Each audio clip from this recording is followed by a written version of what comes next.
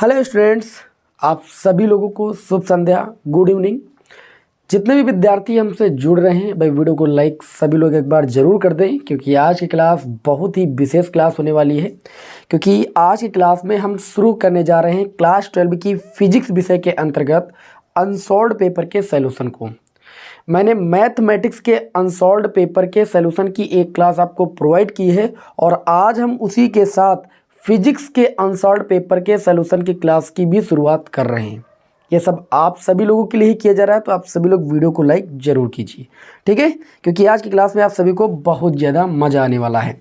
तो हमने उठाया है 2023 का सेट नंबर 1, ठीक है। 2023 के 7 सेट मैं आपको सॉल्व कराऊंगा, इसकी आप टेंशन बिल्कुल मत लीजिए और बहुत ज़्यादा समय भी नहीं लेंगे, ठीक है। और आपके जो चैप्टर रहेंगे उनकी 1 शॉट क्लास भी आप सभी को मिल जाएगी, बस आप टेंशन मत लीजिए, थोड़ा सा धैर्य के साथ काम लीजिए।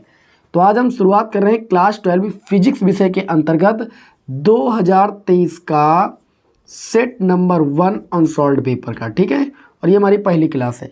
देखिए, कुछ विद्यार्थी कमेंट किया करते हैं कि सर जी एक क्लास में जो है पूरा अनसॉल्व पेपर सॉल्व करा दीजिए। भैया 3 घंटे का आपका पेपर होता है, तो उसमें भी तो आप कॉपी जब लिखते हो तो पूरा पेपर सॉल्व करने में आपकी जो है हालत ख़राब हो जाती है। यहाँ पर हम अगर अथवा वाले प्रश्न और सारे प्रश्न आपको बताते हैं हल करके, अगर सारे प्रश्न यहाँ व्हाइट बोर्ड पर हल करेंगे तो सोचो मेरी हालत क्या होगी। इसलिए हम क्या करते हैं, एक पेपर को कम से कम 2 से 3 लेक्चर में आप सभी लोगों को प्रोवाइड करते हैं, जिससे आप सभी लोग समझ जाओ। क्योंकि हमारा यहाँ काम है गाइडेंस, ठीक है।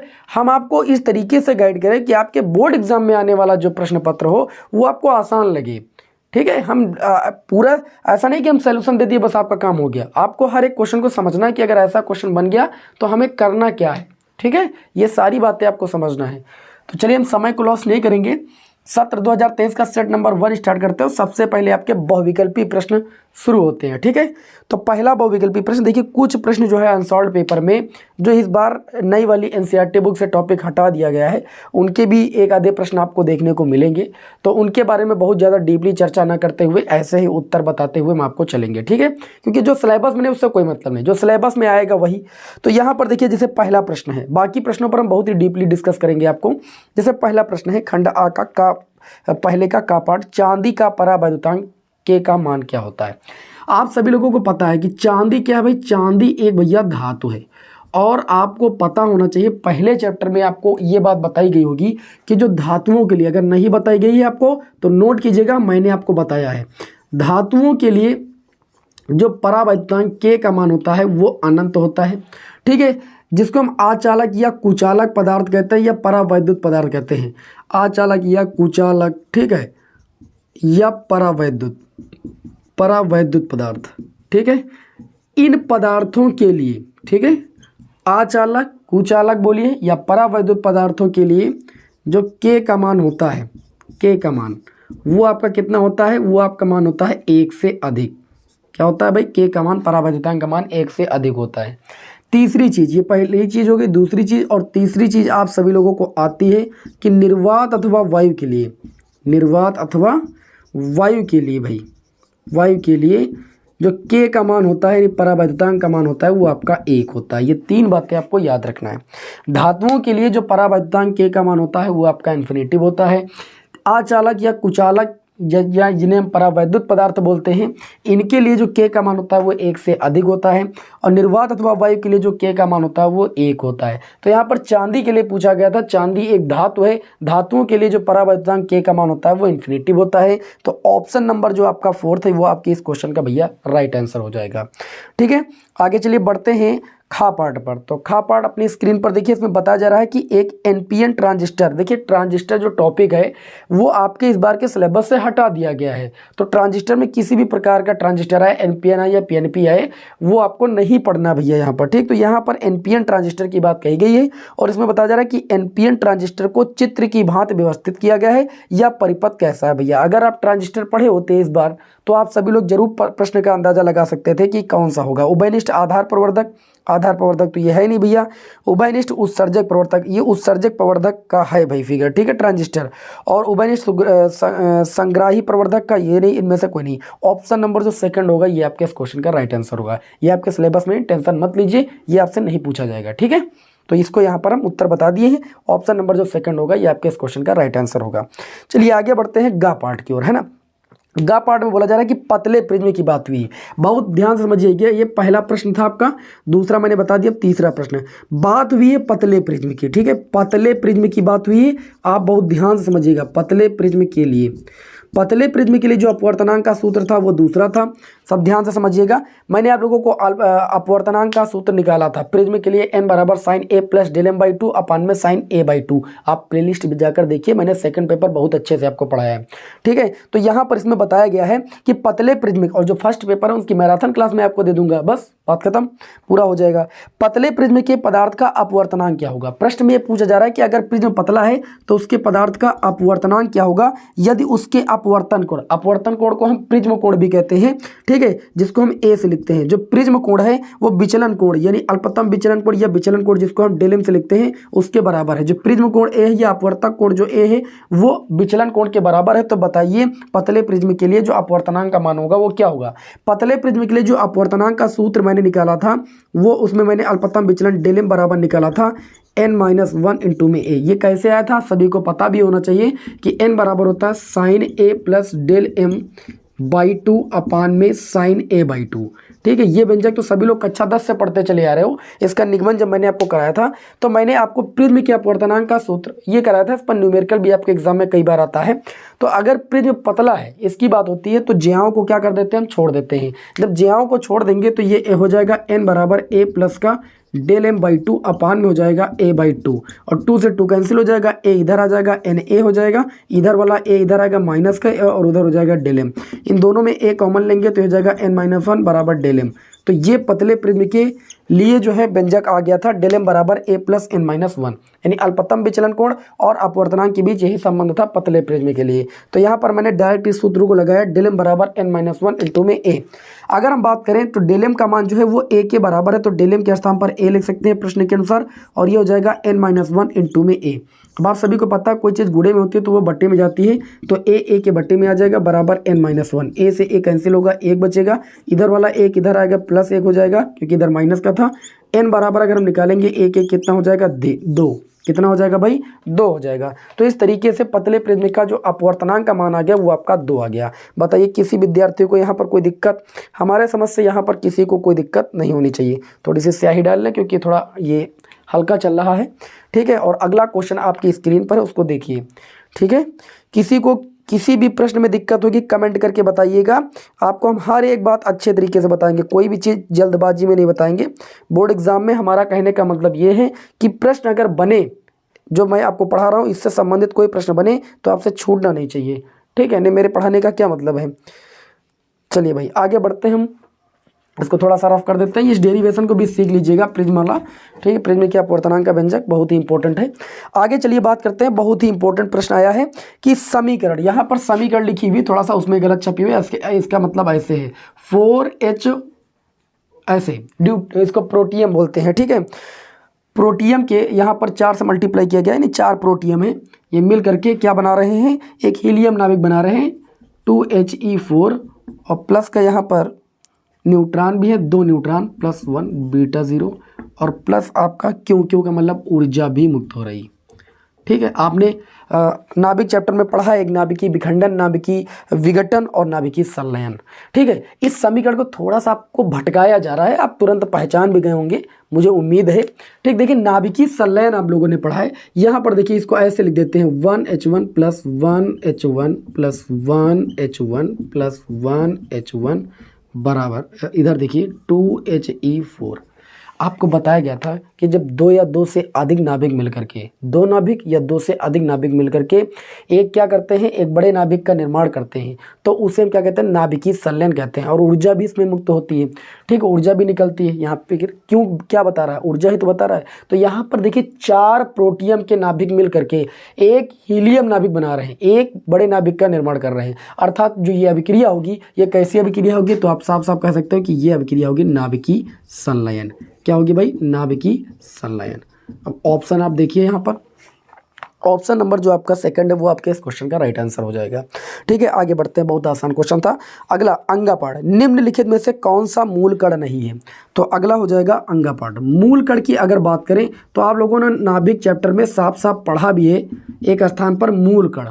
मूल कण में आपने ब्रैकेट में लिखा होगा अपने थ्योरी में, मूल कण में आता है इलेक्ट्रॉन, ठीक है, प्रोटॉन या पॉजिट्रॉन। पॉजिट्रॉन बिल्कुल इसी इलेक्ट्रॉन के हम कह सकते हैं कि इलेक्ट्रॉन के जैसा ही पॉजिट्रॉन होता है, इस पर भी धन आवेश होता है और इलेक्ट्रॉन के द्रव्यमान के बराबर पॉजिट्रॉन पर द्रव्यमान भी होता है। इस पर कई ज़्यादा न्यूमेरिकल भी लगाए गए हैं पॉजिट्रॉन।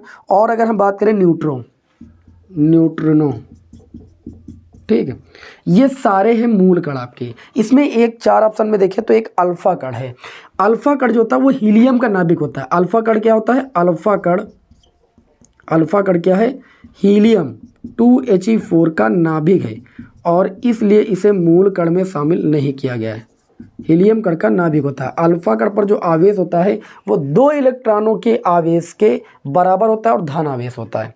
ठीक है, तो मूल कणों का जो निर्माण होता है, मूल कणों के निर्माण के लिए किसी अन्य कण की आवश्यकता नहीं होती है। आप देख पा रहे हो अल्फा कण में हमने क्या बताया, 2 इलेक्ट्रॉनों के आवेश के बराबर होता है और ये हीलियम कण का नाभिक है, तो इसे यहाँ पर जो है उसमें मूल कण में नहीं रखा गया है। ठीक है, मूल कण में यही आते हैं इलेक्ट्रॉन, प्रोटॉन, पॉजिट्रॉन, न्यूट्रो, ये सब आते हैं।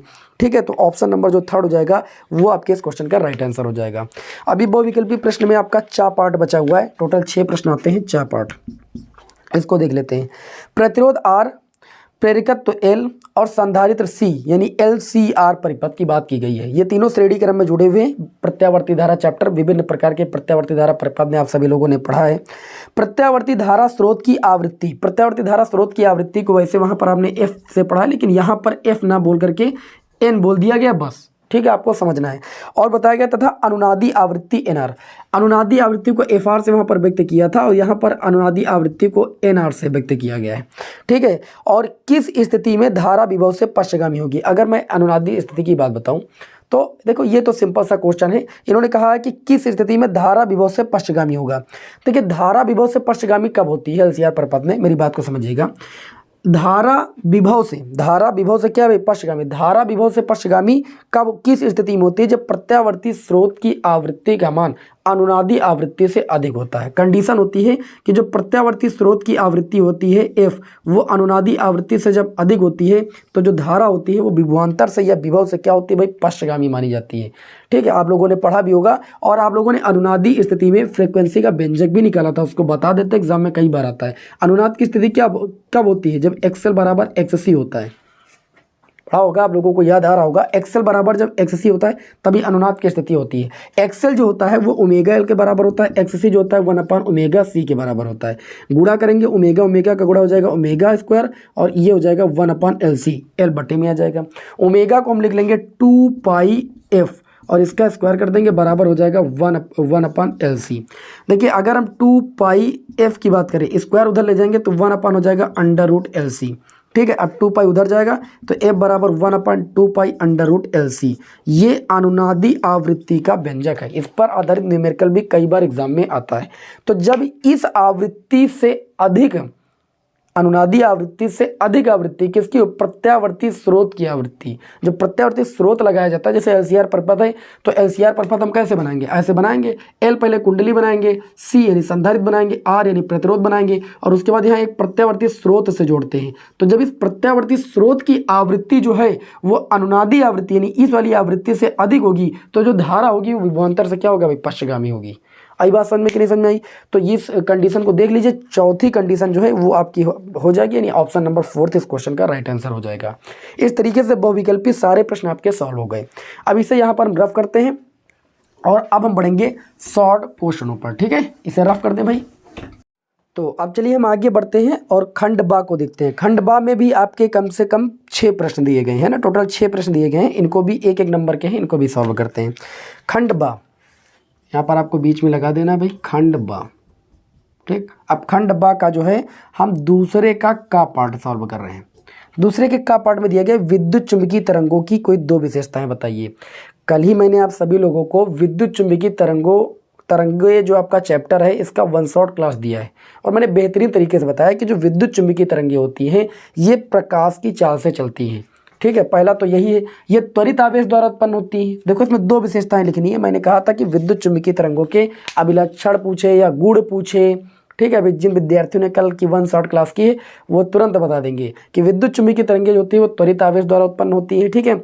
और जो विद्युत चुम्बकीय तरंगें होती है इनको चलने के लिए किसी पदार्थिक माध्यम की आवश्यकता नहीं होती है, अर्थात ये निर्वात में भी चल सकती हैं, ठीक है। और मैक्सवेल ने अपनी गणनाओं के आधार पर ये चीज़ डिसाइड भी किया है, प्रमाणित किया है कि जो विद्युत चुम्बकीय तरंगों की चाल होती है वो प्रकाश की चाल के बराबर होती है। और इस प्रकार उन्होंने इस बात को बताया कि जो प्रकाश है वो विद्युत चुम्बकीय तरंगों के रूप में गति करता है, चलता है, ठीक है। बहुत सारी चीज़ें आप सभी लोगों ने अच्छी तरीके से पढ़ी है।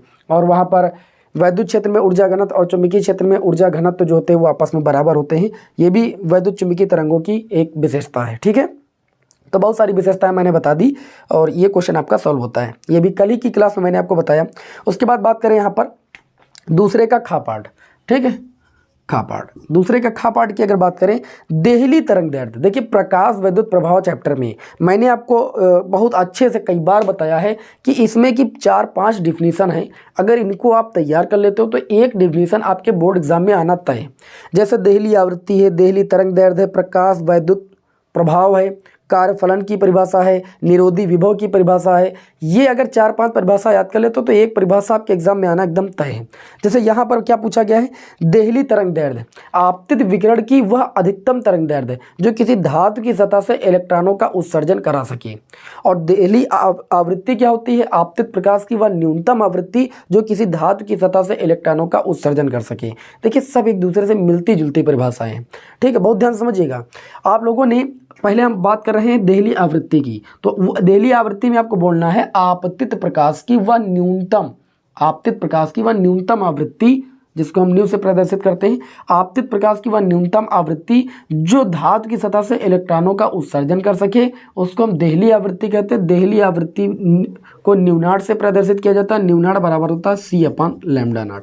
इसमें जो लैम्डा नॉट है इसको हम बोलते हैं देहली तरंग दैर्ध्य। क्या बोलते हैं भैया, देहली तरंग दैर्ध्य बोलते हैं। और देहली तरंग दैर्ध्य की परिभाषा क्या होती है, आपतित विकिरण की या आपतित प्रकाश की वह अधिकतम तरंग दैर्ध्य, वह अधिकतम तरंग दैर्ध्य जो किसी धातु की सतह से इलेक्ट्रॉनों का उत्सर्जन कर सके। λ0 बराबर हो जाएगा c/μ0, ठीक। तो ये हो जाएगा देहली तरंग दैर्ध्य का सूत्र। देहली तरंग दैर्ध्य को λ0 से प्रदर्शित किया जाता है और देहली आवृत्ति को न्यू0 से प्रदर्शित किया जाता है। बताइए याद रहेगा कि नहीं याद रहेगा, एक बार अगेन सुनिए। देहली आवृत्ति क्या होती है, आपतित प्रकाश की वह न्यूनतम आवृत्ति जो किसी धातु की सतह से इलेक्ट्रॉनों का उत्सर्जन कर सके उसे हम देहली आवृत्ति कहते हैं। देहली आवृत्ति को न्यू0 से प्रदर्शित करते हैं। न्यू0 बराबर c/λ0 होता है, जहाँ λ0 क्या होता है, देहली तरंग दैर्ध्य होती है। देहली तरंग दैर्ध्य की परिभाषा क्या होती है, आपतित प्रकाश या आपतित विकिरण की वह अधिकतम तरंग दैर्ध्य जो किसी धातु की सतह से इलेक्ट्रॉनों का उत्सर्जन करा सके उसे हम क्या कहते हैं, देहली तरंग दैर्ध्य कहते हैं। देहली तरंग दैर्ध्य को हम λ0 से प्रदर्शित करते हैं। λ0 बराबर c/μ0 होता है। समझ गए, याद रखना है आपको, हमेशा कोई ना कोई परिभाषा हमेशा एग्जाम में पूछी जाती है। अगला गा पार्ट देखते हैं, ठीक है। 1 नंबर में ये भी पूछा गया है। अब गा पार्ट को बहुत ध्यान से देखिएगा, गा पार्ट को समझना है आपको। इसमें कहा गया कि n बराबर 3/2 अपवर्तनांक वाले कांच, एक कांच है जिसका अपवर्तनांक 3/2 है। n बराबर कितना है, n बराबर 3/2 है। और इसमें एक लेंस को डुबोया जाता है, जो लेंस डुबोया जाता है उसका भी अपवर्तनांक कितना है, 3/2 है। तो जो ये कांच है इसका भी अपवर्तनांक 3/2 है और जो आपका लेंस है इसका भी अपवर्तनांक क्या है भाई, ये भी अपवर्तनांक आपका 3/2 है। अर्थात हम ये कहेंगे कि हमने जब लेंस को कांच में डुबोया तो दोनों की अपवर्तनांक क्या है, बराबर। जब दोनों की अपवर्तनांक बराबर होंगी तो जो लेंस है उसकी फोकस दूरी इन्फिनिटिव हो जाती है। कितनी हो जाती है, आपको याद रखना है कि जब दोनों माध्यमों के अपवर्तनांक आपस में क्या होंगे भाई, बराबर होंगे, तो इस स्थिति में जो फोकस दूरी हो जाती है लेंस की वो इन्फिनिटिव के बराबर हो जाती है। और आपको भली बात पता है कि जब फोकस दूरी इन्फिनिटिव होगी तो एक आपको पता है समतल प्लेट की जो फोकस दूरी होती है उस कितनी होती है भाई, इन्फिनिटिव होती है। तो अगर लेंस की फोकस दूरी इन्फिनिटिव हो गई अर्थात लेंस जो है वो एक समतल प्लेट की भांति कार्य करने लगेगा। लेंस कैसे कार्य करेगा, अर्थात हम कह सकते हैं कि यहाँ पर दोनों माध्यमों के अपवर्तनांक बराबर हैं तो हम कह सकते हैं कि जो लेंस की फोकस दूरी हो जाएगी इन्फिनिटिव हो जाएगी। और अगर लेंस की फोकस दूरी इन्फिनिटिव हो गई तो हम कहेंगे जो लेंस है, अर्थात जो लेंस है वो क्या करेगा भाई, वो एक समतल प्लेट की भांति कार्य करेगा। लेंस समतल प्लेट की भांति कार्य करेगा। समतल प्लेट की भांति कार्य करेगा। ये आपके इस क्वेश्चन का आंसर हो जाएगा, याद रखना आपका। ठीक, गा के बाद घा की ओर बढ़ते हैं, दूसरे का घा पाठ। इसमें कहा जा रहा है कि किसी ट्रांजिस्टर के धारा लाभ से आप क्या समझते हैं। ठीक है, तो देखिए ट्रांजिस्टर का जो धारा लाभ होता है, धारा लाभ सूत्र याद रखना, हालांकि अभी सिलेबस में नहीं है आपका। धारा लाभ को हम बीटा से प्रदर्शित करते हैं। धारा लाभ बराबर होता है डेल्टा IC अपन में डेल्टा IB। ठीक, जहां डेल्टा IC जो होती है, ये क्या होती है, डेल्टा IC जो होती है संग्राहक धारा में परिवर्तन होती है। संग्राहक धारा में परिवर्तन, डेल्टा IC को कहते हैं। देखो डेल्टा का मतलब परिवर्तन होता है और IC का मतलब संग्राहक धारा, तो संग्राहक धारा में परिवर्तन डेल्टा IC, और डेल्टा IB जो हो जाएगा, देखिए B का मतलब बेस, बेस का मतलब आधार, आधार धारा में परिवर्तन, आधार धारा में परिवर्तन। तो अगर ये भी सिलेबस में होता तो बहुत आसान परिभाषा थी। देखो इसकी परिभाषा हो गई। अगर इतना चीज़ आपको पता, धारा लाभ बराबर डेल्टा IC अपन में डेल्टा IB, अर्थात संग्राहक धारा में परिवर्तन बटे में आधार धारा में परिवर्तन के अनुपात को हम धारा लाभ कहते हैं। धारा लाभ बराबर क्या होता है, डेल्टा IC अपन डेल्टा IB, संग्राहक धारा में परिवर्तन और आधार धारा में परिवर्तन के अनुपात को हम धारा लाभ कहते हैं। ठीक है, ये आपको याद रखना है। आगे बात करते हैं यहाँ पर हम, तो अगला हमारा आता है चा पाठ, छठवां क्वेश्चन। इसमें कहा जा रहा है कि चा कहाँ भाई, अभी अंगा बचा हुआ है, घा के बाद अंगा बचा हुआ है। अंगा में ये बताया जा रहा है कि 7N, देखिए 7N14, यहाँ पर नाइट्रोजन का परमाणु क्रमांक 7 है, परमाणु भार आपका है, द्रव्यमान संख्या आपकी 14 है। जो परमाणु क्रमांक होता है वही प्रोटॉनों की संख्या के बराबर होता है, प्रोटॉनों की जो संख्या होती है वही इलेक्ट्रॉनों की संख्या के बराबर होता है। अर्थात इस नाभिक में अगर हम N की बात करें तो वो आपकी हो जाएगी 7। ठीक है, आगे इसमें कहा जा रहा है कि इस नाभिक पर कूलाम में आवेश की गणना कीजिए, मतलब आवेश का मान निकालना है। सबसे अच्छा 10 का क्वेश्चन भैया, Q बराबर आप लगा दीजिए NE, तो Q बराबर N नंबर ऑफ इलेक्ट्रॉन कितने भाई 7, एक इलेक्ट्रॉन पर आवेश 1.6 गुणे 10 की घात माइनस का 19, Q बराबर 16 सत्ते 112, दशमलव एक अंक आगे तो एक अंक आगे लगा देंगे गुणे 10 की घात माइनस 19। अगर आप कुछ ना कर पाएँ तो इतना आंसर भी लिख सकते हैं। ठीक है, लेकिन साइंटिफिक वैल्यू रखोगे तो ज़्यादा बेटर है, नहीं रखोगे तब भी ये आंसर आपका 100% सही है। ठीक है, अगर आपको कोई दिक्कत हो रही तो नहीं, तो देखिए या इसको ऐसे भी ले सकते हो, Q बराबर दशमलव को इधर बढ़ाओगे, जब दशमलव इधर बढ़ाते हैं ना तो घात में जुड़ जाता है, तो हम 1.12 करेंगे, दशमलव एक अंक इधर बढ़ेगा तो घात में आपका 1 जुड़ जाएगा, और जब 1 जुड़ेगा तो आवेश हो जाएगा 1.12 गुणे 10 की घात माइनस का 18 कूलाम, क्योंकि आवेश का मान जो निकालना था कूलाम में निकालना था। तो इस तरीके से Q का मान आपका आ चुका है। ये आपका अंगा पाठ था दूसरे का। बताइए सभी विद्यार्थियों को समझ में आ रहा है। देखिए जो विद्यार्थी हमसे जुड़े हैं वो तो बहुत अच्छी बात है, और कुछ विद्यार्थी देखिए आप सभी लोग क्लास के अंत तक जुड़े रहते हो, वीडियो को लाइक नहीं करते हो। देखिए आप सभी लोग के लिए हम इतनी ज़्यादा मेहनत करते हैं, पहले विद्यालय में पढ़ाते हैं और 2-2 बैच कोचिंग ऑफलाइन पढ़ाने के बाद फिर आप सभी लोगों को ऑनलाइन पढ़ाते हैं।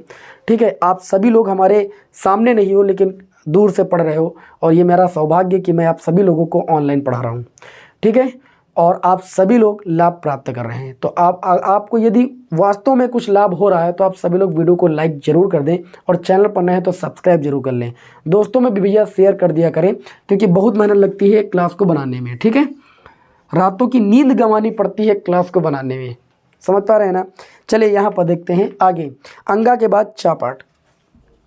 चा पाठ की अगर बात करें तो यहाँ पर देखिए एक हेनरी स्वप्रेरकत्व को परिभाषित कीजिए। बहुत आसान परिभाषा आपको हम बताने वाले हैं।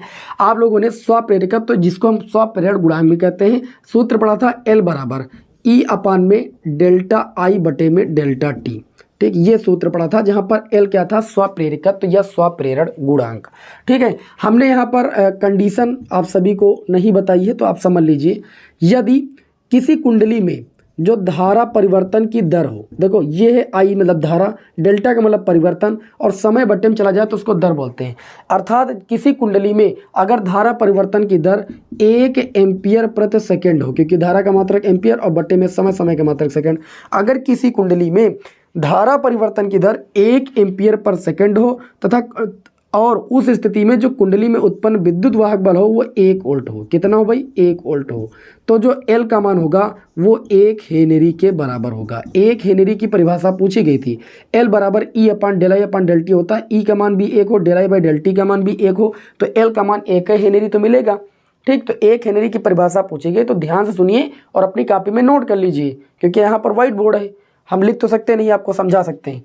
क्या परिभाषा होगी? आप कहोगे जब किसी कुंडली में 1 एम्पियर प्रति सेकंड का धारा परिवर्तन हो, या जब किसी कुंडली में धारा परिवर्तन की दर 1 एम्पियर प्रति सेकंड हो और कुंडली में उत्पन्न विद्युत वाहक बल का मान 1 वोल्ट हो, तो उस कुंडली का जो स्वप्रेरकत्व है या जो स्वप्रेरण गुणांक है वो 1 हेनरी होगा। कितना होगा भाई? 1 हेनरी होगा। एक बार अगेन सुनिएगा, यदि किसी कुंडली में धारा परिवर्तन की दर 1 एम्पियर प्रति सेकंड हो और उस कुंडली में उत्पन्न विद्युत वाहक बल का मान 1 वोल्ट हो, तो उस कुंडली का जो स्वप्रेरकत्व है या जो स्वप्रेरण गुणांक है वो 1 हेनरी कहलाएगा। समझ गए? ये इसकी परिभाषा है। चलिए, इस तरीके से खंड बा भी आपका सॉल्व होता है। ठीक है, आगे अब हम बढ़ते हैं खंड सा की ओर। ठीक है, बा सॉल्व हो गया, इसको रफ कर देते हैं। अब हम बढ़ते हैं सा की ओर। तो चलिए अब हम इसी क्रम में खंड सा को सॉल्व करते हैं। भाई ये सारे जो क्वेश्चन है 2-2 नंबर वाले है ना। तो चलिए यहाँ पर देखते हैं तीसरे का पार्ट। तीसरे का पार्ट कहता है कि 45 इलेक्ट्रॉन वोल्ट ऊर्जा का एक इलेक्ट्रॉन जो है वो 9 × 10⁻⁵ वेबर पर मीटर स्क्वायर तीव्रता के चुंबकीय क्षेत्र में वृत्ताकार मार्ग में चक्कर लगा रहा है। वृत्ताकार मार्ग की त्रिज्या ज्ञात कीजिए। ये जो न्यूमेरिकल है, ये न्यूमेरिकल अक्सर बोर्ड एग्जाम में भैया रिपीट होता रहता है। वृत्ताकार पथ की त्रिज्या r बराबर mv अपान क्यूबी होती है। इसका डेरिवेशन मैंने आप सभी लोगों को बहुत ही जल्द बताया है, आप सभी लोगों ने देखा भी होगा और मैंने कहा भी है कि ये डेरिवेशन आपके बोर्ड एग्जाम में भी आता है और इस पर आधारित न्यूमेरिकल भी आता है। तो यहाँ पर सबसे पहले क्या दिया गया? 45 इलेक्ट्रॉन वोल्ट ऊर्जा, यानी के बराबर आपको दिया गया 45 इलेक्ट्रॉन वोल्ट। ठीक, के बराबर इलेक्ट्रॉन वोल्ट को जूल में बदलने के लिए हम क्या करते हैं? 1.6 × 10⁻⁻19 से गुणा कर देते हैं और ये हमारी गतिज ऊर्जा जूल में बदल जाएगी। आगे कहा जा रहा है कि एक इलेक्ट्रॉन वेबर पर मीटर स्क्वायर तीव्रता के चुंबकीय क्षेत्र, यानी बी का मान दिया गया है आपको 9 × 10⁻⁵ वेबर पर मीटर स्क्वायर। ठीक है, ये चुंबकीय क्षेत्र की तीव्रता का मात्रक भी होता है, ये बी का मान दिया गया है। और बताया जा रहा है वृत्ताकार मार्ग में चक्कर लगा रहा है। कौन चक्कर लगा रहा है? इलेक्ट्रॉन। तो इलेक्ट्रॉन पर जो आवेश का मान होता है 1.6 × 10⁻⁻19 कूलम होता है, सभी विद्यार्थियों को पता है। और एक इलेक्ट्रॉन का जो द्रव्यमान होता है वो आपका 9.1 × 10⁻31 kg होता है। लेकिन कैलकुलेशन कठिन ना हो इसके लिए हम 9 × 10⁻31 kg भी रख सकते हैं। ठीक है, हम यही रख के सॉल्व करेंगे। आगे दिया गया है वृत्ताकार मार्ग की त्रिज्या निकालिए। तो वृत्ताकार पथ की त्रिज्या r बराबर, सूत्र आप लोगों ने पढ़ा है, mv अपान में qb होता है। तो सबसे पहले आपको यहाँ पर देखिए m तो पता है, b पता है, q पता है, लेकिन v नहीं पता है। तो v के लिए हम क्या करेंगे? हम k बराबर जो दिया गया है, k बराबर आपको दिया गया है 45 × 1.6 × 10⁻⁻19। अब k बराबर हम लिख सकते हैं हाफ mv² बराबर 45 × 1.6 × 10⁻⁻19। हम v का मान निकालेंगे तो ये हो जाएगा mv² बराबर 2 का गुणा 45 से हो जाएगा 90 हो जाएगा और गुणे 1.6 × 10⁻⁻19। बहुत ज़्यादा जल्दबाजी आपको नहीं करना है। तो v² बराबर हो जाएगा 90 × 1.6 × 10⁻⁻19। अब देखिए m आपका गुणे में इधर जाएगा बटे में। m क्या है? इलेक्ट्रॉन का द्रव्यमान। उसका द्रव्यमान अभी बताया 9 × 10⁻31 kg होता है। 9 से 90 को काटेंगे 10 हो जाएगा। v² बराबर देखिए 10 का गुणा जब आप 1.6 से करोगे तो ये पूरा 16 हो जाएगा और गुणे 10 की घात, ध्यान दीजिएगा, -31 से -19 जाएगा तो ये आपका देखिए नीचे 10 की घात -12 बचेगा और ये ऊपर जाएगा 10 की घात +12 हो जाएगा। तो v बराबर निकालेंगे तो अंडर रूट हो जाएगा 16 × 10 की घात 12, स्क्वायर उधर जाएगा, अंडर रूट लग जाएगा। तो v बराबर 16 का अंडर रूट 4 और 10 की पावर 12 का अंडर रूट 6।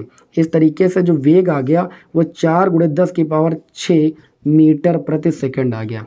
आगे बसन में अब यहाँ पर वैल्यू रख देंगे r बराबर m इलेक्ट्रॉन का द्रव्यमान 9 × 10 की घात -31 kg, v का मान आपका 4 × 10 की घात कितना है 6 बटे में आ जाएं। आवेश एक इलेक्ट्रॉन का आवेश 1.6 गुणे 10 की घात माइनस का 19 होता है, तो यहाँ पर रख दिया भाई -19। आगे बात करें बी की अगर बात करें तो बी का मान आपको यहाँ दिया गया है 9 गुणे 10 की घात माइनस का 5। अब आपको केवल सॉल्व करना है, कैलकुलेशन आसानी से करना है, बहुत ज़्यादा जल्दबाजी नहीं करनी है, नहीं पूरे नंबर चले जाएंगे। ठीक, इतना करने से 1 नंबर मिलेगा, इतना करने से 1 नंबर, तब जा करके आपको 2 नंबर देते हैं एग्जाम में। अब यहाँ पर देखिएगा, ये 9 से 9 पूरा कैंसिल हो जाएगा और इस पॉइंट को हटाएंगे तो यहाँ 0 बढ़ जाएगा, 4 एक कम 4 यानी 10 हो जाएगा और 4 चौकी 16 हो जाएगा। अब अगर देखें तो 10 की पावर माइनस का 31, 10 एक यहाँ पर है, 10 की पावर 1, 10 की पावर 6, 10 की पावर 7 हो जाएगा, 10 की पावर प्लस 7 से 10 की पावर माइनस का 31 जाएगा, तो ये आपका 10 की घात माइनस का 24 बचेगा। और नीचे आप देख सकते हो 4 बचा है और गुणे में 10 की पावर -19, 10 की पावर -5, 10 की घात माइनस का 24 होगा। तो 10 की घात -24 से 10 की घात -24 ऊपर नीचे कैंसिल हो जाएगा, ऊपर 1 बचा और नीचे आपका 4 बचा। 1/4 का मतलब होता है 0.25, यानी जो आर का मान आएगा वो 0.25 मीटर आएगा, या इसे आप 25 सेंटीमीटर भी लिख सकते हो।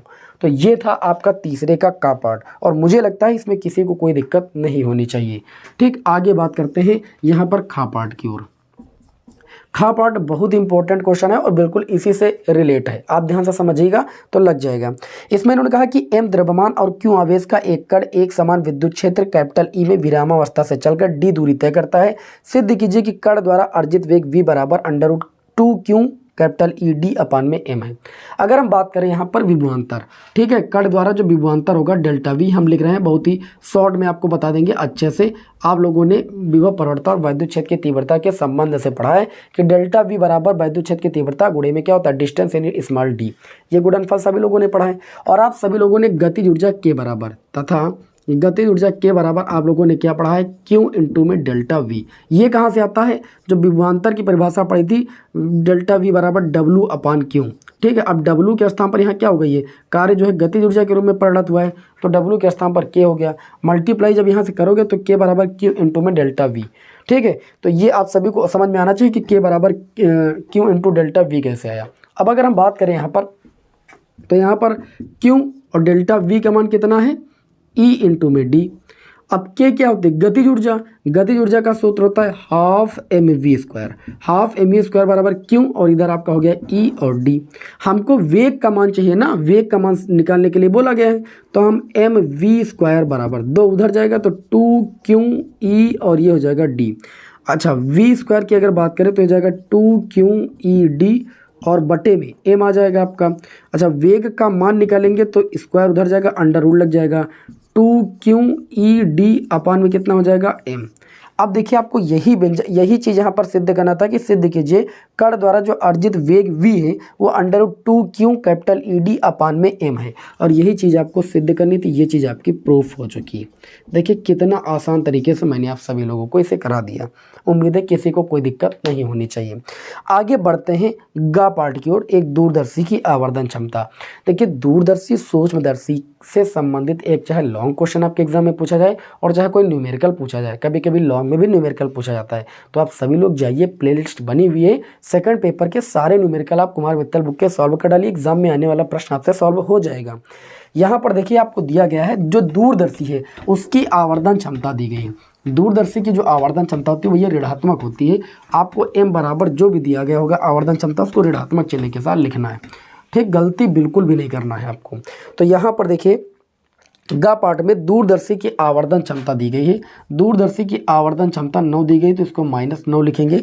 और इन्होंने कहा है कि जब इसे समांतर किरणों के लिए समायोजित किया जाता है तो नेत्रिका, और नेत्रिका मतलब FE, ठीक है, और उसके बाद बताया जा रहा है अभिदृश्यक यानी ऑब्जेक्टिव यानी FO से उसे लिखते हैं।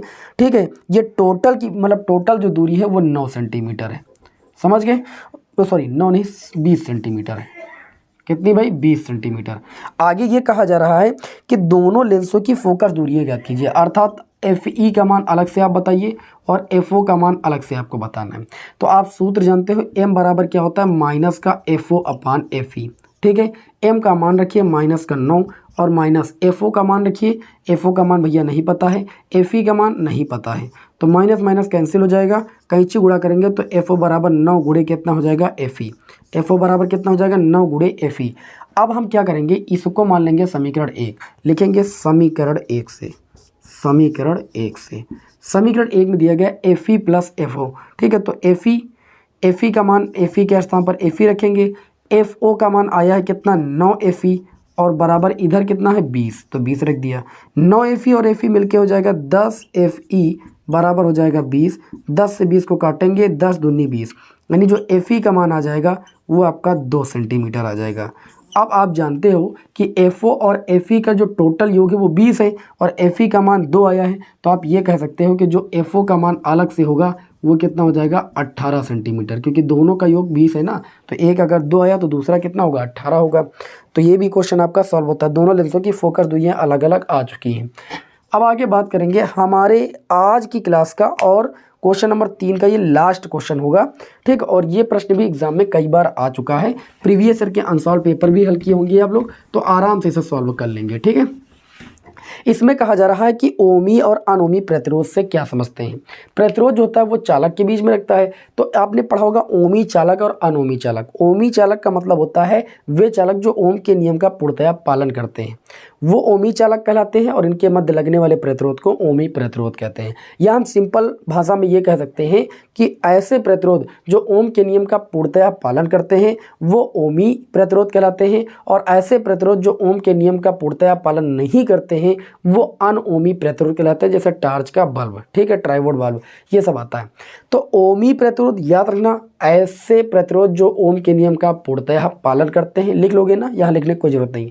ऐसे प्रतिरोध जो ओम के नियम का पूर्णतया पालन करते हैं वो ओमी प्रतिरोध कहलाते हैं, और ऐसे प्रतिरोध जो ओम के नियम का पूर्णतया पालन नहीं करते हैं या ओम के नियम का पालन नहीं करते हैं वो अनओमी प्रतिरोध कहलाते हैं। आगे इसमें ये पूछा गया है कि ये हो गया, फिर इन्होंने कहा कि अनओमी परिपथ के लिए उल्टता और ग्राफ, उल्टता और धारा के बीच ग्राफ। तो अनओमी परिपथ के लिए उल्टता और धारा के बीच ग्राफ, ये लाइन उल्टता को व्यक्त करेगी और ये विद्युत धारा को व्यक्त करेगी, ठीक है। इसको मैं आपको बता रहा हूँ, उल्टता और धारा के बीच ग्राफ भी आप सभी लोग खींच चुके हो, कुछ ऐसे ग्राफ खींचता है, ठीक है। अनओमी परिपथ के लिए उल्टता और धारा के बीच ग्राफ कैसा खींचा जाएगा, ऐसा खींचा जाएगा, याद रखिएगा। ग्राफ खींच दिया। अब इन्होंने कहा गत्यात्मक प्रतिरोध को परिभाषित कीजिए। जो गत्यात्मक प्रतिरोध होता है इसका गत्यात्मक प्रतिरोध, देखिए प्रतिरोध बराबर आप सभी लोगों ने क्या पढ़ा है, प्रतिरोध R बराबर आपने पढ़ा विभवांतर और बटे में धारा। अब गत्यात्मक प्रतिरोध में कुछ और नहीं हुआ है, गत्यात्मक प्रतिरोध में ये जो किसी चालक के सिरों के बीच जो विभवांतर लगाया गया है उसमें लघु परिवर्तन, विभवांतर में लघु, डेल्टा का मतलब क्या होता है परिवर्तन, V का मतलब विभवांतर में परिवर्तन, और धारा में लघु परिवर्तन, धारा I में लघु परिवर्तन का जो अनुपात होता है वो उस चालक का गत्यात्मक प्रतिरोध कहलाता है। हम क्या कहेंगे, किसी चालक के सिरों पर लगाए गए विभवांतर में विभव में होने वाला परिवर्तन कितना हो, लघु विभव परिवर्तन और धारा परिवर्तन के अनुपात को उस चालक का हम गत्यात्मक प्रतिरोध कहते हैं, ठीक। इस तरीके से आपको गत्यात्मक प्रतिरोध की परिभाषा दे देनी, ठीक है। तो देखा जाए तो यहाँ पर इस तरीके से ओमी प्रतिरोध अनोमी प्रतिरोध क्या होता है, उसमें अनोमी प्रतिरोध के लिए उल्टता और धारा के बीच ग्राफ आपको खींच देना है। गत्यात्मक प्रतिरोध की बात करें तो आपको कहना है कि जब किसी चालक के सिरों पर जो विभवांतर आरोपित करते हैं तो विभवांतर में लघु परिवर्तन और धारा में लघु परिवर्तन के अनुपात को उस चालक का हम गत्यात्मक प्रतिरोध कहते हैं, ठीक है। जैसे प्रतिरोध आपने पढ़ा वैसे गत्यात्मक प्रतिरोध है। बस इतना याद रखना कि यहाँ पर विभवांतर में लघु परिवर्तन बटे धारा में लघु परिवर्तन का जो अनुपात होता है वो गत्यात्मक प्रतिरोध कहलाता है। मात्रक आपका ओम ही होगा, कुछ और नहीं होगा। तो बताइए आप सभी विद्यार्थी कि आज की क्लास में मैंने आपको अनसॉल्व्ड पेपर 2023 का सेट नंबर 1 सॉल्व कराया, प्रश्न संख्या 3 तक के। आगे की क्लास में आगे के प्रश्नों को सॉल्व कराएंगे, बिल्कुल टेंशन मत लीजिए, एकदम धैर्य के साथ काम लीजिए। आपको पूरी क्लासें हम प्रोवाइड करेंगे भैया, हम किसी साल ऐसा नहीं है कि कुछ छोड़ देते हैं, ठीक है। मैंने बता दिया तो आपको हम पढ़ाएंगे। आप प्रीवियस ईयर बच्चे जो तैयारी कर चुके हैं हमारे चैनल से उनसे पूछ सकते हैं, पूरा लाभ आपको मिलेगा और अच्छे तरीके से आपको तैयारी कराई जाएगी। तो चलिए आप सभी लोगों को बेस्ट ऑफ लक, आपको हम नेक्स्ट क्लास में मिलते हैं। जय हिंद, वंदे मातरम।